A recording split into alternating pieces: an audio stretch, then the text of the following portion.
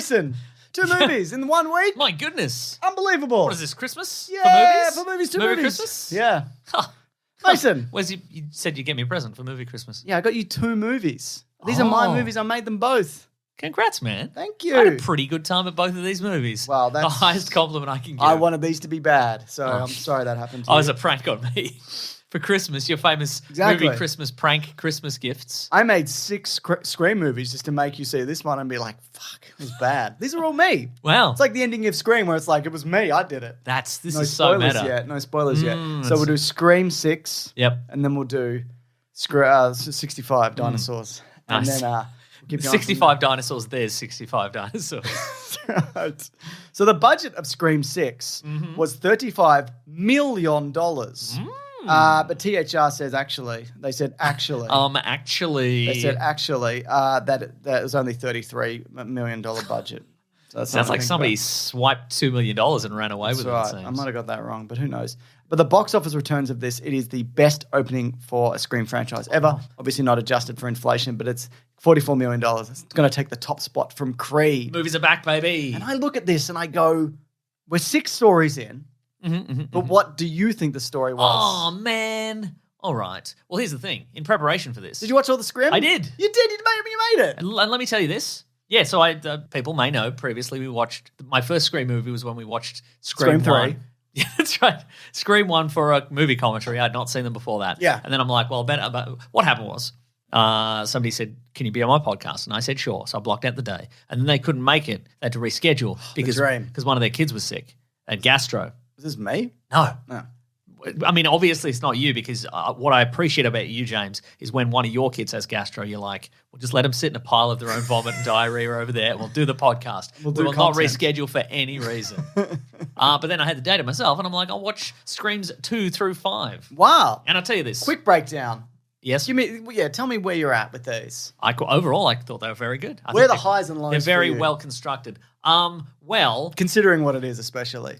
That's true. How do you make 6 that are at best okay? At worst okay, I should say. Yeah, so it's interesting, right? Well, I think that the very nature of them, I guess, is considering so much of it is about like the characters themselves have to talk about the tropes of horror movies, and slasher movies, and movies in general.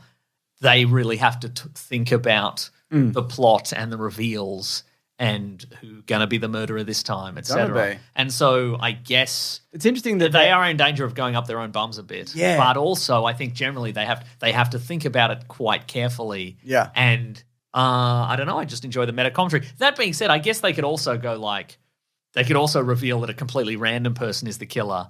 And if we complain, they'd be like, yeah, but sometimes movies are just bad, actually. So, and sometimes the reveal doesn't make sense. Yeah. That's movies, isn't it? And I'd have to go, well, sometimes that is movies, actually, now that I think about it. I do. I've always loved how they reflect the era. I think definitely in the first 3. By the 3rd one, it runs out of steam. Yeah. I think the 4th. The zeitgeist, you might say. I would say well, that. and speaking of zeitgeists, as we understand them, the Kevin second Smith is in it? Well, Kevin Smith is in it, and the second one, one, yeah. the second one ends with a full on Scar song at the end. It's all that's right. You're right. So isn't the 4th one like a weird era of movies as well?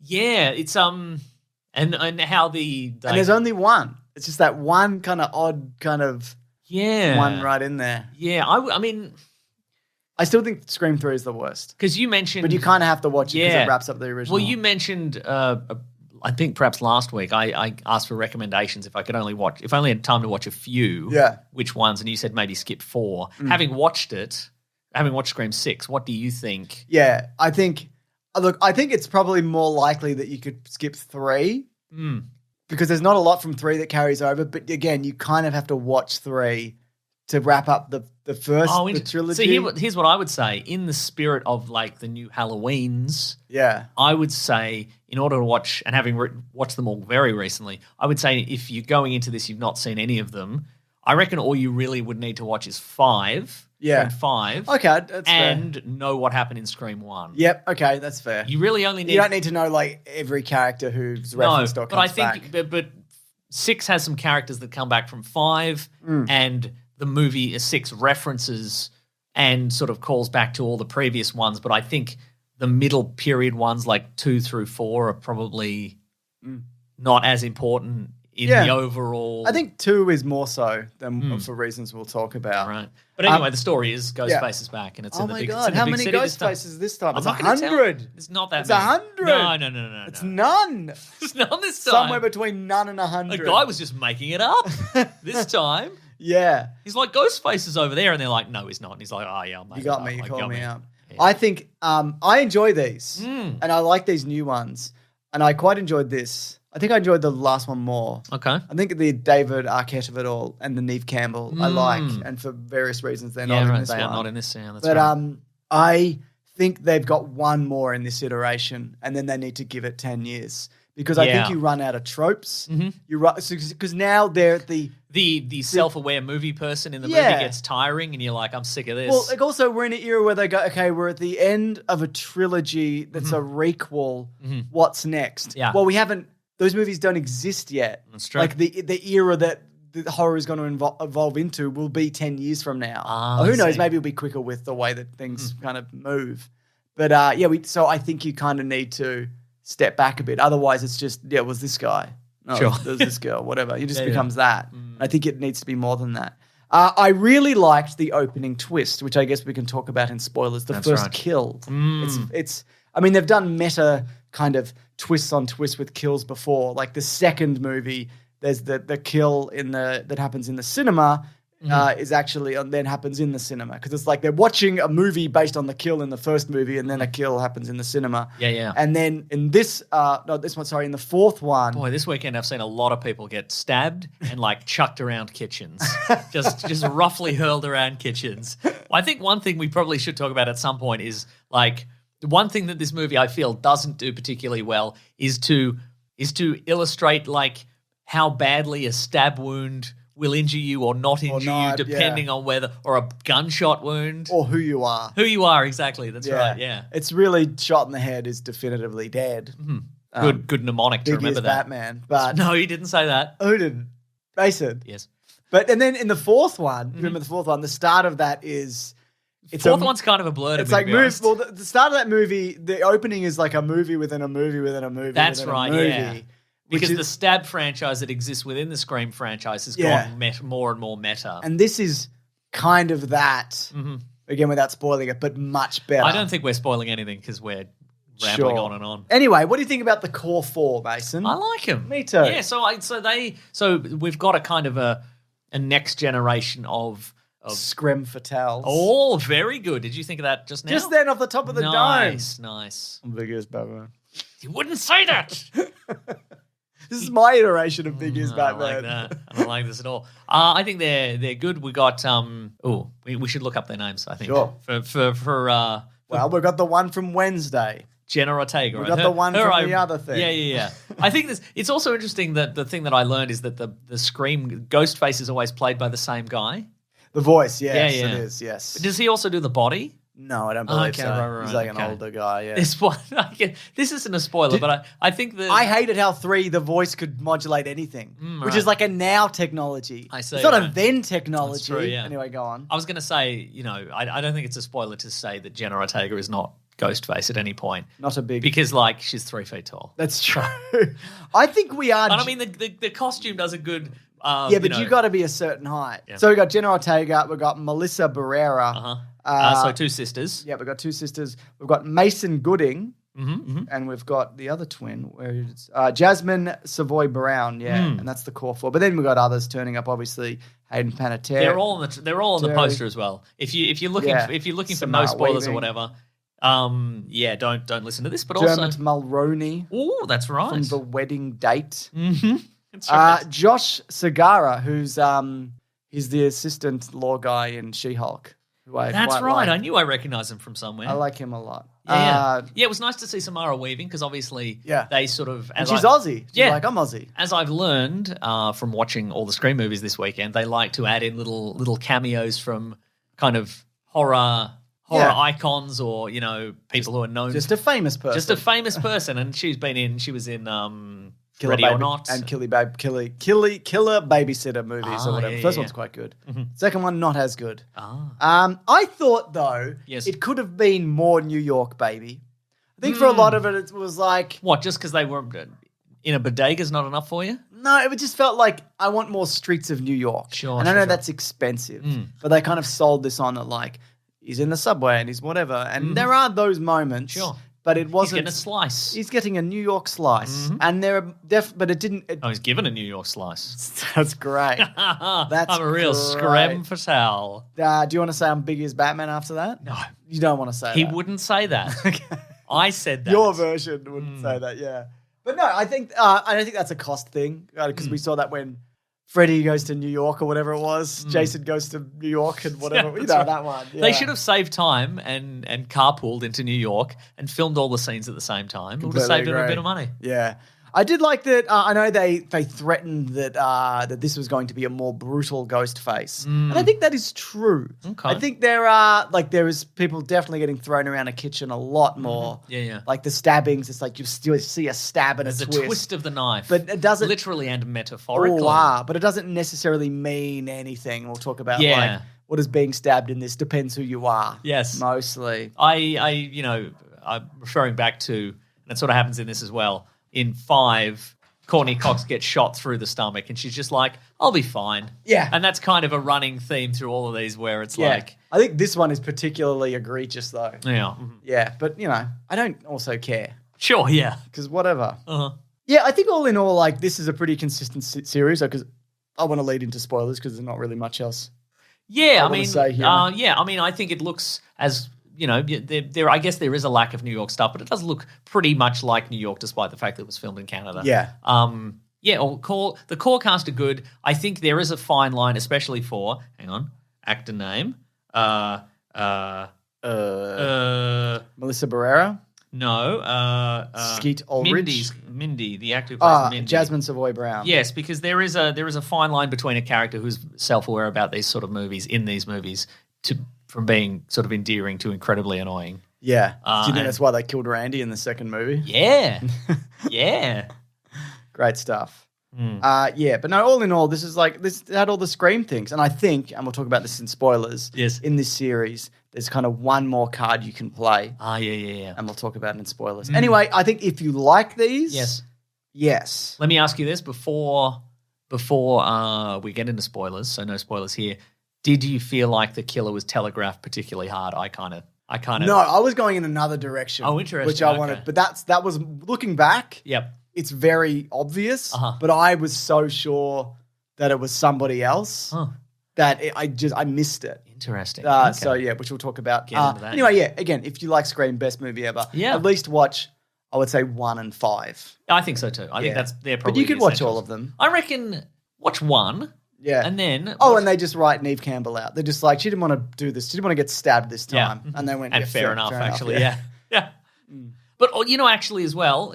Speaking of that, I feel like it's been a pretty effective changing of the guard in terms of replacing the previous cast with Absolutely. the new cast. Completely agree. Because obviously it would be less impactful if they just went, it's 4 new people and from the town and whatever, and they don't have any relationship. Yeah. But they've added relationships between these characters and the previous generation of characters in a way that I felt quite natural. Yeah, absolutely. So, completely agree. Anyway, best movie ever. Best movie ever, yeah. So I guess on the opening, Yes. it's Samara Weaving, and she gets lured into an alley, Yes. and killed by Spider-Man's nemesis. Yes. Mr. Tony Revolori. That's right, Yeah. who I quite like. Delightful. Because he's doing a big scream. Yeah. So he goes home and he's like, I've done a big scream, and my roommate and I have done a big scream. And I'm like, there's no way he's doing the full scream. can't in do this a big movie. scream. Because he's, again, like I said, he's unrelated to the other characters. Exactly. So they're not going to let just a guy doing a big scream. No. Anyway, it turns out then he gets screamed. And I liked that aspect of good. it. And then it's introduced to this more brutal ghost face. And I was sure up until the mask came off that it was going to be Matthew Lillard. There you go. Yeah. Well, and that's why I couldn't see all the obvious reasons why it absolutely should not and was not him. Well, there's a moment where Quinn, who is the sister's roommate, she's like, yeah, since my brother died. And I'm like, well, it's her brother's Richie from the previous movie. Obviously. It makes so much sense. And And also, they talk about how, like... And I'm like, you're never going to elaborate? Like, nobody's going to be like, oh, what was your brother's deal? Yeah, you know? That's right, exactly. No questions? Okay. I think they might have said a car accident. Because, like... And they also referenced in Scream 2 that it was in a college. And it's not going to be the boyfriend this time, which I never thought it was going to be. And, like... There's going to be the killers are going to be related to the previous killer, which it was. It's Scream 2 again. Yes, and I just completely missed it. And also, but the idea that I thought that it could have been him because he's older, he would have been more brutal. Well, even when you see, and they even do the lineup of these are all the people who did the Scream, and there's a picture of him and it there. says deceased ? And there's also next to him is a much bigger picture of Skeet Ulrich because that's the person that people remember in this universe. They're like, he did the killing and there was another guy. Yeah, right. And I can see how that would have been like, would have worn on him, and then he comes back to kill the Skeet Ulrich's daughter or whatever. Also, there's like very heavily implied subtext, and this is intentional, that like they had a relationship, also a romantic relationship, and he did it out of love and whatever. And they also, you see the TV that killed him. Yes. Maybe. Exactly. I think they're saving it for... Yeah, I think they're saving it for the next one. And there's also a moment where you see where they literally just dump the TV on somebody at some point, the same TV. There's a conversation about how like he supposedly died, like he implies that he was alive and all of these things. But I think if you bring back Neve Campbell in the next one, which I think they will do, right? They just need to bite the bullet and give her the money that she deserves for this, quite frankly. Is that why she's not in this one? Yeah. Okay, right. Yeah, I mean, I know they say that she doesn't want to get stabbed, but that's not the actual reason. No, because they're not actually really stabbing her. No, that's right. Exactly. So I think that would wrap up this iteration of the trilogy and also the previous one. Yeah. Because we talked about this, but Scream 3 was initially going to be he was alive and he was orchestrating all the killings from a jail cell. Yeah, yeah. And he was responsible for Scream 2 and etc. Right. And they took that out because of Columbine or something, which doesn't really make any sense, but okay. And they replaced it with that guy. With that Party guy. of 5 guy. With that other guy. Yeah. Who might be from Party of 5. Or Scrubs. Yeah. Oh, yeah. But he might not be. Yeah, it's true. Yeah. So he's got a Scott Wolf vibe about him, but he he's definitely not Scott does, Wolf. but he's not Scott Wolf. He's not Wolf. Yeah. But I think the idea that it was the dad of the last guy, Richie, was it? Yes. Jack Quaid. He's from The Boys. Jack Quaid. And there's his siblings. Like I didn't mind it. Yeah. But it was okay. It's interesting the degree I've been thinking in these movies, the degree to which if your relative is revealed to be a murderous serial killer, the Scream, that you will snap and just also become a murderous serial killer indiscriminately. You aren't just like, oh my, it's in the zeitgeist. Yeah, it's absolutely in the zeitgeist. You're not like, oh, my son was revealed to be a murderous serial killer who slashed some people to bits.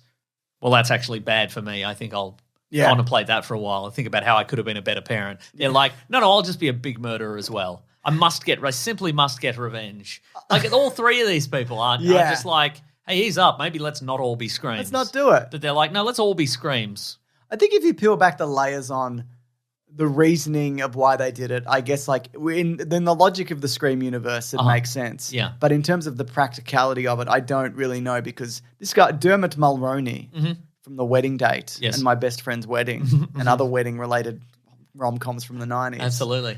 He was a cop whose son did some Scream murders, and that's not why they wouldn't put him on this case. That's true. And he would be, I don't know. I just don't think that any of this. But do they know? Do the police know that they're related? Well, I guess not, because and there's a moment where you think that the roommate dies, but actually Scream dragged a fake body of somebody else up the stairs, and I guess maybe she kept the body in her room until. One thing I would like to go if I had more time, but I don't because it's so many hours of movie to go back and rewatch these and figure out who killed who. Yeah, the people have done it. You don't need to do that. No, I meant.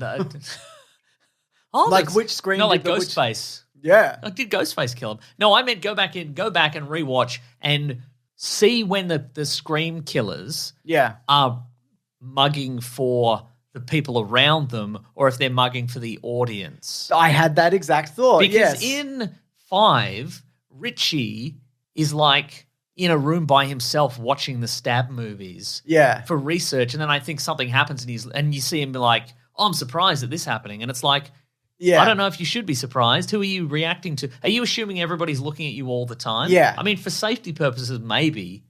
But there's often, I wonder how much of it you'd watch it and go, oh, this still holds up. Or if you would watch a character who's supposed to be, we don't know they're the killer yet. Yeah. And are they reacting to stuff around them, with surprise or just for us? Well, exactly. exactly. Throw us off the scent? I think, and I had this thought about the entire concept of wearing a mask in this. If you are going to lure someone in an alley and stab them, yes, you don't need to dress as anything. That's true. And I guess the thought is that if they get away, then they don't see you. Oh, yeah. But I think often when they go in to do a big murder, they know they're going to do a big murder. Right. And they can just, they all take their masks off at the end anyway. That's true. These things are always revealed. So just the idea of wearing that mask in a lot of these situations, like if you go to kill Courtney Cox, you can probably just do it.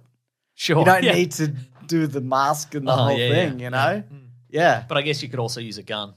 You could also use a gun. Save a lot of time, honestly. And that's another reason. You have to source those weird knives. Yeah. Where do you get them? I've never seen one of those in real life. It's sort of like a filleting knife, but Yeah. it's not. I don't know. Yeah. Like a fishing knife, maybe. I don't know. It's another reason why I thought it was one of the original Scream Killer. One of them is because it's an old mask, Right? Yeah. and he's more. Again, it's like and it is his mask. Like one of them is wearing his mask. That's true. Yeah, I think it is too protective of the characters though. There's a moment where one of the core four gets stabbed 100 So many times. Yeah. And also Melissa. God, I forget McCarthy. No, not Melissa McCarthy. From Is it Thor Melissa 4. Barrera? Hang on, I'm going to. Yeah, the lead. Yeah. In the previous one, she stabs Richie like 20 times. Yeah. And then, she shoots him in the head, sure. But he wasn't coming back from the stabbings either. But in this, yeah, you're right. The one of the core four is stabbed 100 times, probably by 2 Scream killers. 2 Screams. And he's left for dead, and he gets no help from anybody. Yep. And he bleeds out while the remaining action takes place, which is probably 15 minutes. Yeah. And then at the end, they're like, oh, it's so sad, everybody's dead. And then the paramedics are like, we got a guy who's not dead. You didn't check on him? Yeah. Wow. I think because there was the complaint that they shouldn't have killed Randy in the second one. I think that has bled over into these modern movies. Should they have killed Dewey in the last one? Yeah. Okay. I think they should have. Yeah. I think it's okay at this point. Even though I think he is like a missing presence because I like him. Yeah. That gave that movie, and they even talk about this in the movie. Yeah, very meta. They give it weight. Yeah, so yes, Mason. Yeah, I don't know. I think they're going to have to kill at least one, if not more. I think they'll kill one of the core four in the next one. Okay. They'll bring back Neve Campbell and they'll bring back Matthew Lillard. Do you think Neve Campbell will die? No. Yeah. Because I think they'll probably want to do the Jamie, what's her name? She's in the Halloween movies. Jamie Lee Curtis. Jamie Lee Curtis thing. When she's grey and short-haired or whatever. That's right, yes. Or living in a weird... Or grey and long-haired. Grey and long-haired. That's Super cool. That's long what hair. she did. True. Yeah. True. Yeah, you're right. Yeah. Which one of the core? You know what? I reckon it'll be the one who knows all the law. Because they killed Randy. That's true. Well, they're both nephew and niece of the law. Then that works well, doesn't it? As some sort of parallel. Yeah. Well, I love parallels. I love parallel thoughts just in the zeitgeist. How did you feel about Skeet Ulrich as the presence inside our main character's head? I don't know what they're doing with that de-aging thing anymore, but they need to fix that. Are they even de-aging him? No. Yeah, that's what I thought. They've just given him a 90s boy band wig. And a thick coat of paint. Thick coat of paint. That's a pretty on a reflective surface with a deep fake. Yeah. I don't think that's an expensive effect to pull off. Probably not. Yeah. Yeah. Anyway.